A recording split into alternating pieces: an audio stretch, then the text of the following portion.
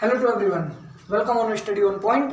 तो आज हम बात करेंगे न्यूटन्स लॉ की। जैसे इससे प्रीवियस जो वीडियो था उसमें हमने बात करी थी फोर्स की, ठीक है। और उसमें फोर्स एंड मोशन वाला चैप्टर चल रहा है हमारा ये, ठीक है।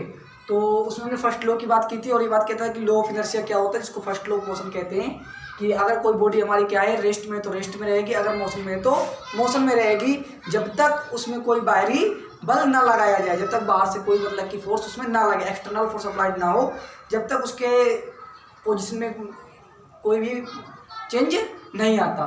तो आज हम बात करने जा रहे हैं सेकंड लॉ ऑफ मोशन और थर्ड लॉ ऑफ मोशन की, कि सेकंड लॉ ऑफ मोशन क्या होता है और थर्ड लॉ ऑफ मोशन क्या होता है, ठीक है। तो आज हम सेकंड लॉ और थर्ड लॉ ऑफ मोशन की बात करने जा रहे हैं। तो देखते हैं सेकंड लॉ ऑफ मोशन क्या होता है।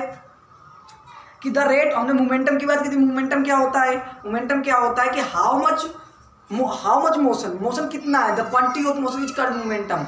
हमने कल पढ़ा था क्या कि द क्वांटिटी ऑफ मोशन, कितना मोशन है, कितनी गति से चल रही है, ठीक है, उसको हम क्या कहते हैं, मोमेंटम कहते हैं। तो हमने मोमेंटम के बारे में पिछले वाले वीडियो में पढ़ लिया था, अगर आपने ना देखा हो तो जाकर के मेरे चैनल पर देख सकते हैं, ठीक है। तो आज हम बात करेंगे सेकंड लॉ ऑफ मोशन की। तो कह रहे the rate of change of momentum of a body, the rate of change of momentum, the rate of change of momentum of a body, जो रेट होगा मोमेंटम चेंज करने का, जो rate होगा, ठीक है, the rate of change of momentum of a body क्या होता है, इज डायरेक्टली प्रोपोर्शनल। क्या होता है? Is directly proportional, is directly proportional, ठीक है, is directly proportional to the applied force, to the applied force. क्या होता है हमारा? The rate of change of momentum of a body is directly proportional to the applied force in the given direction, ठीक है, and take place in the direction, ठीक है, in a force applied to the force applied in a given direction, जिस direction में क्या हो, बल लगाया जाए, ठीक है। जो क्या होगा, जो दर होगी मोमेंटम चेंज करने की, जो रेट होगा मोमेंटम चेंज करने का, ठीक है, वो डायरेक्टली प्रोपोर्शनल होगा किसके? अप्लाइड फोर्स के, ठीक है। जितना हम बल लगाएंगे उतना ही क्या होगा, मोमेंटम में चेंज आएगा, ठीक है, मोमेंटम में क्या आएगा, बदलाव आएगा, ठीक है। तो सेकंड लॉ ऑफ मोशन में क्या बताता है, रिलेशन बिटवीन फोर्स, ठीक है, मोमेंटम, फोर्स और मोमेंटम के बीच में क्या बताता है, रिलेशन बताता है। कि जो सेकंड लॉ ऑफ मोशन क्या कहता है कि जो rate of change of momentum होगा, जो मोमेंटम में जो जितनी तेजी से बदलाव आएगा वो डायरेक्टली होगा प्रोपोर्शनल टू अप्लाइड फोर्स की। जितना ज़्यादा हम बल लगाएंगे उतनी जल्दी क्या होगा, मोमेंटम जल्दी बढ़ जाएगा या मतलब कि घट जाएगा, ठीक है। अगर हम कम बल लगाएंगे तो मोमेंटम अगर पहले ज़्यादा है, उसके बाद हमने बल कम लगाया तो मोमेंटम कम हो जाएगा, अगर बल ज़्यादा लगाया तो मोमेंटम ज़्यादा बढ़ जाएगा, ठीक है। तो the rate of change of momentum of a body is directly proportional to the applied force in the given direction, किसी एक स्पेसिफिक डायरेक्शन में, ठीक है। ये हमारा क्या कहता है, डायरेक्टली, ये सेकंड लॉ मोशन कहता है। अब ये क्या कह सकते हैं, F इक्वल टू एम में भी ये शो करता है, मतलब रिलेशन बताता है। ये क्या कहता है कि F equal to m, direct force निकालना होगा हमें। मान लो देखो, हमें किसी उसकी पता है कि मास, M फॉर मास, ठीक है, A फॉर एक्सेलरेशन, अगर किसी गाड़ी का मतलब किसी ऑब्जेक्ट का मास पता हो और उसमें कितना एक्सेलरेशन हुआ, मतलब वेलोसिटी में कितनी चेंज आया है, ये पता लग जाए तो हमें ये पता लग जाएगा कि हमने उसमें कितना फोर्स अप्लाई किया है, ठीक है, हमने उसमें कितना फोर्स अप्लाई किया है। एक्सेलरेशन मीन्स क्या होता है, वेलोसिटी चेंज, ठीक है, मतलब कि वेलोसिटी कितनी चेंज हुई है हर एक सेकेंड में, ठीक है। Rate of change of velocity is called acceleration कहा जाता है उसे।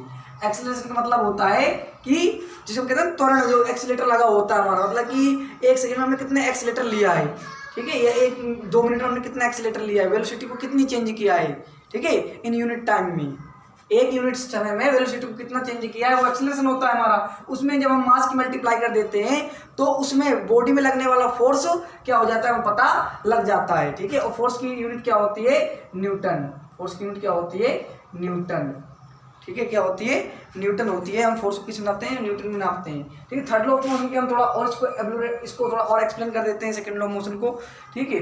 क्या होती है, न्यूटन होती है। F इक्वल टू एम मतलब क्या, हम फोर्स पता करना हो कि फोर्स कितना है हमारे पास, तो हम क्या कह देते हैं, मास और एक्सेलरेशन की मल्टीप्लाई कर देते हैं तो फोर्स निकल आता है। और फोर्स की क्या है, SI यूनिट, क्या ये SI यूनिट है हमारी फोर्स की, न्यूटन, ठीक है। अब कोई पूछे what is 1 Newton, what is 1 Newton. 1 Newton कितना होगा, तो जब हमारे 1 किलोग्राम मास में 1 किलोग्राम व्हेन 1 kg मास, ठीक है, ये the product of 1 kg mass, the product of 1 kg mass and 1 metre per second square acceleration, ठीक है। The product of 1 kg mass and 1 metre per second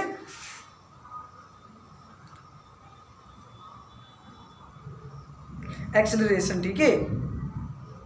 1 metre जब क्या होगा, किसका प्रोडक्ट, 1 kg मास का, जब हमारा मतलब कि 1 kg मास में हम कितना एक्सेलरेशन ले, अगर मान लो कोई बार बॉडी 1 kg की, उसमें हम हर एक सेकंड स्क्वायर में 1 kg वो 1 मीटर एक्सेलरेशन ले रहे हैं, तो वो कितना फोर्स प्रोड्यूस करेगा, 1 न्यूटन फोर्स प्रोड्यूस करेगा। कितना फोर्स प्रोड्यूस करेगा, 1 न्यूटन फोर्स प्रोड्यूस करेगा, ठीक है। तो ये क्या होता है, F equal to m a हमारा कहता है। और इसकी यूनिट क्या होती है, फोर्स की यूनिट क्या होती है, न्यूटन। और 1 न्यूटन किसे कहते हैं, the product of 1 kg mass and 1 metre per second acceleration, ठीक है। जब हमारा क्या होगा, प्रोडक्ट किसका होता है, मास और एक्सेलरेशन का। मास कितना होना चाहिए, 1 kg होना चाहिए, और एक्सेलरेशन कितना होना चाहिए, 1 मीटर पर सेकेंड स्क्वायर, ठीक है। तो इसको हम 1 न्यूटन कहते हैं। अब अगर इसका डेरिवेशन देखना हो, ठीक है, तो इसका डेरिवेशन हम अगले वीडियो किसी स्पेसिफिक वीडियो में करके दिखाएंगे कि F equal to m a कितना आता है। लेकिन हम सेकंड लॉ ऑफ मोशन जब इलैबोरेट करना होता है, ठीक है, तो हमें सिर्फ इतना याद रखना है कि सेकंड लॉ ऑफ मोशन क्या कहता है और इसका रिलेशन क्या है, कि F equal to m a कहता है कि जब हम क्या करेंगे, 1 kg मास में 1 यूनिट हम 1 मीटर पर सेकेंड स्क्वायर से एक्सेलरेट करेंगे तो 1 न्यूटन फोर्स प्रोड्यूस करेगा, ठीक है। अब हम बात करते हैं थर्ड लॉ ऑफ मोशन की जल्दी से, और आपकी वीडियो को खत्म करते हैं, ठीक है। हमारे तीनों मोशन हो जाएंगे थर्ड लॉ ऑफ मोशन। आज हम बात करेंगे दोबारा से क्या, थर्ड लॉ ऑफ मोशन की। आज तीनों मोशन खत्म। अगली वीडियो हम ला रहे हैं planetary motion, third law of motion, ठीक है। अगली वीडियो में क्या हम बात करेंगे, प्लैनेटरी मोशन की, ठीक है, जो मतलब कि जिसे कैपलर्स लॉ कहते हैं। थर्ड लॉ ऑफ मोशन क्या कहता है कि एवरी एक्शन या वेन एवर, जब a body exert a force on another body, ये कह रहा है कि वेन एवर, देखो when ever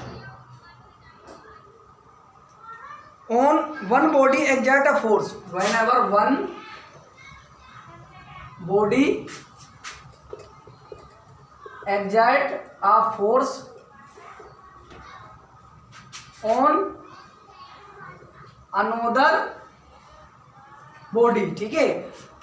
whenever one body exert a force on another body, the second body exert an equal force and opposite direction, ठीक है। तो क्या होगा, on another body, जब दूसरी बॉडी पर कोई बल लगाएगा तो द सेकेंड बॉडी जो हमारी सेकेंड बॉडी होगी, the second body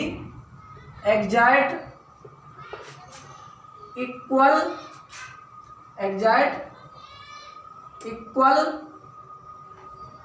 amount of force in opposite direction. ठीक है, कह रहा है कि वेन एवर जब भी एक बॉडी किसी दूसरे बॉडी पर बल लगाएगी तो जो सेकंड बॉडी होगी, जो हमारी दूसरी बॉडी होगी, वो भी क्या करेगी, इक्वल अमाउंट का फोर्स लगाएगी अपोजिट डायरेक्शन में। ठीक है, जब भी हम क्या करते हैं किसी बॉडी में हम फोर्स लगाते हैं तो वो भी उतना ही बल लगाती है, लेकिन क्या होता है, डायरेक्शन चेंज होती है। मान लो अगर इस दीवार में हम इस तरफ बल लगा रहे हैं तो दीवार भी हमारे तरफ उतना ही बल लगा रही है। ठीक है, तो इक्वल जब, लेकिन हमारी दिशा क्या है, उस तरफ है, उसकी दिशा हमारी तरफ है। इट मीन्स हमारा जो रिजल्टेंट फोर्स होता है वो जीरो हो जाता है, जिसकी वजह से दीवार अपनी जगह से डिस्प्लेस नहीं होती। अगर हमारा फोर्स इस दीवार की लगाए जाने वाले फोर्स से ज़्यादा हो जाए तो ये दीवार ढह जाएगी। ठीक है, तो इस इट मीन्स क्या है कि हर एक बॉडी क्या करती है, हर एक बॉडी क्या करती है, इक्वल अमाउंट फोर्स जनरेट करती है किसी दूसरी बॉडी पर। ठीक है, लेकिन क्या होती है, डायरेक्शन क्या होती है, अपोजिट होती है। डायरेक्शन क्या होती है, अपोजिट होती है। ठीक है, तो इसको हम और एक दूसरे मतलब कि सिंपल टर्म में जानते हैं कि every action there is an equal and opposite reaction. ठीक है, every action and reaction are equal in opposite direction. ठीक है, जितनी भी एक्शन होती है, क्रिया और प्रतिक्रिया दोनों क्या होती है, बराबर होती है, लेकिन डायरेक्शन क्या होती है, अलग अलग होती है। लेकिन थर्ड लॉ ऑफ मोशन को अगर सही से एक्सप्लेन करना है तो हम क्या कहेंगे कि when ever a body exert a force on another body, जब भी कोई हमारी एक बॉडी किसी दूसरी बॉडी पर बल लगाएगी तो the second body also exert equal amount of force. जो सेकेंड बॉडी होगी वो भी क्या करेगी, उतना ही फोर्स लगाएगी इन अपोजिट डायरेक्शन, दूसरी उसकी विपरीत दिशा में। ठीक, उसकी विपरीत दिशा में वो भी उतना ही बल लगाएगी। ठीक है, तो ये क्या हो गया हमारा, इसका एक एग्जांपल है हमारा,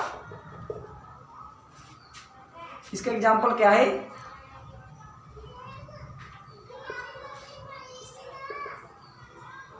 फायर ऑफ गन। ठीक है, जब गन को हम क्या करते हैं, फायर करते हैं। ठीक है, इसका वो क्या है, गन को, या इसको कहे गन रिकॉइल्स। ठीक है, फायर ऑफ गन नहीं कह सकते, गन रिकॉइल कहते हैं, गन रिकॉइल।